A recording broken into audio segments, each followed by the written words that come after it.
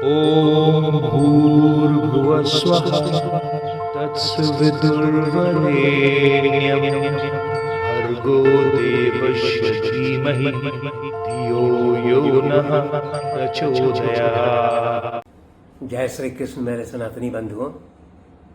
महाभारत के पिछले अंक में हम लोगों ने अध्ययन किया कि किस प्रकार शांतनु का विवाह गंगा से होता है और उससे फिर 8 पुत्र उत्पन्न होते हैं, परंतु वो 7 पुत्रों को बहा देती है और एकमात्र पुत्र जिसका नाम गंगादत्त रखा जाता है उसको वो छोड़ देती है और लालन पालन के लिए अपने पास ले जाती है। और जब वो संपूर्ण युवक के रूप में विकसित होता है तो वो फिर गंगा पुत्र जो थे देवदत्त या गंगादत्त को राजा शांतनु को सौंप देती है। इसके अलावा हम लोगों ने ये भी अध्ययन किया कि वो गंगादत्त जो है पूर्व जन्म में वो जो 8 वसु गण थे उसमें एक वसु जिसका नाम धो था, वही वसु जो है वो एक मुनि से श्रापित होकर के और मनुष्य योनि में उसने जन्म लिया था गंगादत्त के रूप में। इतना पिछले अंकों में हम लोगों ने अध्ययन किया। अब इस अंक में हम लोग महाभारत के इस अंक में हम लोग अध्ययन करेंगे कि किस प्रकार जो है वो गंगादत्त या देवदत्त जो है वो भीष्म के रूप में वो प्रचलित हुआ। तो हम लोगों ने अध्ययन किया कि शांतनु जो है वो शांतनु अपने पुत्र देवदत्त को लेकर के अपने राजमहल में चले आते हैं और गंगा फिर वहाँ से चली जाती है। शांतनु अपने राज्य में आकर के गंगादत्त को युवराज के रूप में उसका अभिषेक भी करते हैं और इस प्रकार जो है वो लगभग राज्य करते हुए लगभग 4 वर्ष का समय शांतिपूर्वक गुजर जाता है। इसी क्रम में राजा शांतनु एक बार की बात है कि वे गंगा यमुना के किनारे जो है वो एक वन था उसमें विचरण कर रहे थे, तो उन्हें एक सुगंध अत्यंत मधुर सुगंध का अनुभव हुआ और वो जिज्ञासावश जो है उस सुगंध का पता लगाते हुए उसके उद्गम स्थान पर पहुंचते हैं। तब वो पाते हैं कि एक सुंदरी लड़की जो है महिला है वो उसी के शरीर से ये सुगंध निकल रहा है। तब वो उस से पूछते हैं कि तुम कौन हो? तो वो बताती है कि मैं निषाद राज की बेटी हूँ, मेरा नाम जो है वो सत्यवती है। तो वो अपना परिचय देती है। यहाँ पर फिर स्मरण के लिए आवश्यक है कि ये वही सत्यवती है जिसको हम लोगों ने पहले अध्ययन किया कि वो चेदी राज के एक राजा थे वसु, जो जिनका वीर्य जो है वो शिकार करने के दौरान स्खलित हो गया था।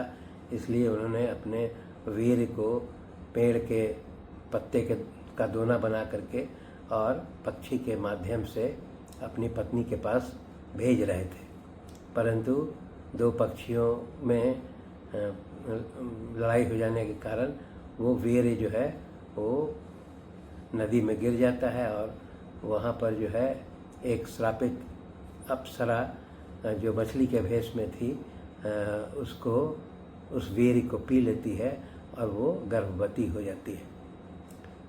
बाद में जब वो कोई मछुआरा जो है उसको मछली को पकड़ता है, उसका पेट चीरता है तो उसमें से एक पुत्र और एक पुत्री प्राप्त होती है।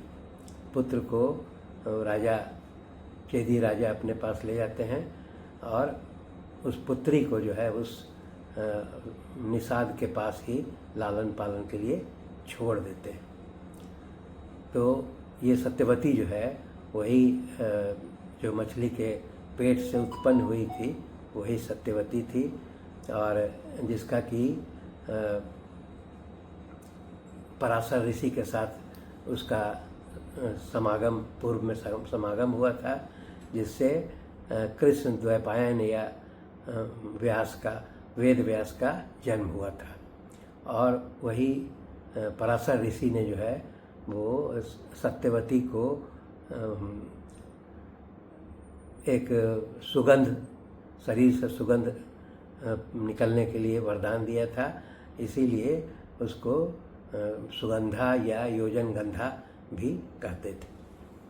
तो ये वही सत्यवती थी, और इसको देख करके राजा शांतनु जो है मोहित हो जाते हैं, और मोहित होकर के वो उस निषाद राज के पास जाते हैं और कहते हैं कि मैं आपकी पुत्री सत्यवती पर मोहित हूँ, इसलिए मैं इसे पत्नी के रूप में स्वीकार करना चाहता हूँ, आप मुझे मेरे साथ इसका विवाह कर दें। तो वो निषाद राज कहता है कि मुझे बहुत खुशी होगी, आपके जैसा वर जो है वो मेरी बेटी को कहाँ मिलेगा। परंतु वो निषाद जो है एक शर्त लगाता है कि मैं इसी शर्त पर अपनी पुत्री का विवाह आपसे करूँगा, जबकि आपके पश्चात जो मेरी बेटी का पुत्र होगा वही राजा बनेगा। इस शर्त को अगर आप स्वीकार करते हैं तो मैं आपके साथ अपनी बेटी का विवाह करने के लिए तैयार हूँ। तब राजा शांतनु जो है वो दुविधा में पड़ जाते हैं, और चूँकि इसके पहले उन्होंने गंगा पुत्र जो देवदत्त थे उनको राजकुमार के रूप में उसका राज्याभिषेक कर दिया था, इसलिए वो इस शर्त को नहीं स्वीकार करते हैं और वापस लौट आते हैं अपने राजमहल में। वापस जब राजमहल में लौटते हैं तो उसके बाद वो उदास रहने लगते हैं और चिंतित रहने लगते हैं। तब जो गंगा पुत्र देवदत्त थे वो अपने पिता से पूछते हैं कि आखिर क्या कारण है कि आप कुछ दिनों से जो है बहुत चिंतित रहते हैं, दुखी रहते हैं, आपके दुख का क्या कारण है, मुझे बताइए। इस पर शांतनु संकोच करते हुए बताते हैं कि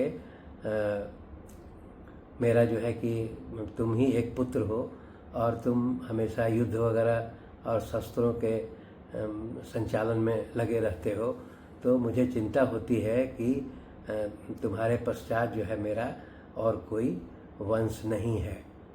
इसी में वो ये भी बताते हैं कि शास्त्रों के अनुसार एक पुत्र का होना जो है वो पुत्रहीन के समान है, इसलिए मेरी इच्छा है कि मेरा और भी कोई पुत्र हो। इसीलिए मुझे तो इच्छा तो नहीं है विवाह करने के लिए, लेकिन वो पुत्र प्राप्ति के लिए विवाह करना आवश्यक है। इस प्रकार का बात सिर्फ बताते हैं, पूरी बात नहीं बताते हैं शांतनु। तब जो है वो देवदत्त जो है वो अन्य मंत्रियों से पूछताछ करते हैं और वो कि क्या कारण है, वास्तविक कारण बताइए। मंत्री लोग भी वही बताते हैं कि राजा शांतनु जो है किसी स्त्री के प्रति मोहित हो गए हैं और उसी के याद में जो है वो चिंतित रहते हैं। तब जो है वो देवदत्त जो है वो राजा शांतनु के सारथी को बुलाते हैं। उनको ये अनुभव होता है कि राजा शांतनु के सारथी को जरूर जो है इसका पता होगा, और सारथी सही में वो बताता है कि वो निषाद राज की पुत्री जिसका नाम सत्यवती है उसके मोह में जो है वो राजा चिंतित रहते हैं। और उन्होंने चूँकि निषाद राज ने ये शर्त रखा है कि वे इसी शर्त पर अपनी पुत्री का विवाह करेंगे राजा के साथ कि जबकि उनकी पुत्री से जो पुत्र होगा वही राजा का उत्तराधिकारी बनेगा। तो राजा शांतनु ये शर्त स्वीकार करने के लिए तैयार नहीं है, इसीलिए वो दुविधा में जो है चिंतित रहते हैं। तब जो है वो देवदत्त जो है अपना रथ मंगा करके और फिर वो निषाद राज के स्थान पर जाते हैं और निषाद राज से फिर अनुरोध करते हैं कि मेरे पिता जो है वो आपकी पुत्री से विवाह करना चाहते हैं। तो वो निषाद राज जो है फिर वही बताता है, शर्त रखता है कि मैं इसी शर्त पर जो है अपनी बेटी का विवाह उनसे करूंगा कि मेरी बेटी का जो पुत्र होगा वही राजा का उत्तराधिकारी बनेगा। तो वो देवदत्त कहते हैं कि मैं इसका आश्वासन देता हूँ, प्रतिज्ञा करता हूँ कि मैं जो है वो राजा नहीं बनूंगा और जो आपकी पुत्री से जो पुत्र होगा उसी को राजा बनाऊंगा।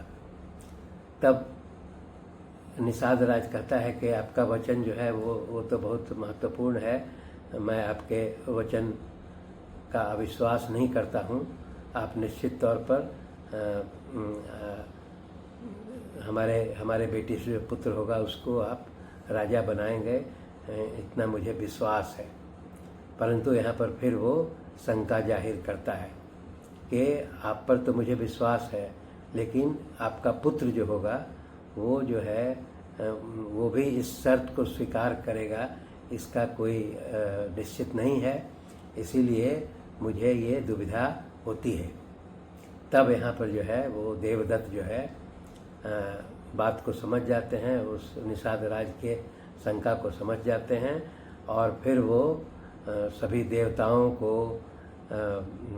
गवाह मानते हुए ये प्रतिज्ञा करते हैं कि मैं जो है जीवन भर आजीवन जो है ब्रह्मचारी रहूँगा और किसी से विवाह नहीं करूँगा, न संतानोत्पत्ति करूँगा। जीवन भर मैं नैष्ठिक ब्रह्मचारी कहते हैं उसको, या ऊर्ध्वरेता ब्रह्मचारी, इन शब्दों का प्रयोग किया गया है, नैष्ठिक ब्रह्मचारी के रूप में रहूँगा। इस तरह का प्रतिज्ञा जो है वो देवदत्त करते हैं। इस प्रतिज्ञा को सुन करके निषाद राज जो है अचंभित हो जाता है और वहाँ पर बताया गया है कि सभी देवी देवता जो है वो देवदत्त पर जो है फूलों की वर्षा करते हैं और वो बताते हैं कि इस प्रकार का जो है प्रतिज्ञा जो है वो आज तक किसी व्यक्ति के द्वारा नहीं किया गया है, इसलिए आज से जो है ये देवदत्त जो है वो भीष्म के रूप में जाना जाएगा। इस प्रकार जो है वो प्रतिज्ञा करने के पश्चात सत्यवती को अपने रथ पर बैठा करके और राजमहल में ले आते हैं और अपने पिता शांतनु को सौंप देते हैं कि अब आप इसे पत्नी के रूप में स्वीकार कीजिए। राजा शांतनु जो है वो बहुत प्रसन्न होते हैं अंदर से और उसी प्रसन्नता में जो है वो अपने पुत्र देवदत्त को कहते हैं कि मैं तुम्हारे इस प्रतिज्ञा से बहुत प्रसन्न हूँ और मैं तुम्हें इच्छा मृत्यु का वरदान देता हूँ, अर्थात जब तुम्हारी इच्छा होगी तभी तुम्हारे प्राण जाएंगे, आजीवन तुम जो है कि वो अपने इच्छा पर जो है जीवन जी सकोगे। इस तरह का वरदान दे करके और फिर वो विधिवत जो है वो सत्यवती से विवाह करते हैं। इस प्रकार हम लोगों ने देखा कि किस प्रकार जो है वो देवदत्त जो है वो आने वाले समय में भीष्म के रूप में जाने जाएंगे। शेष अगले अंक में। धन्यवाद।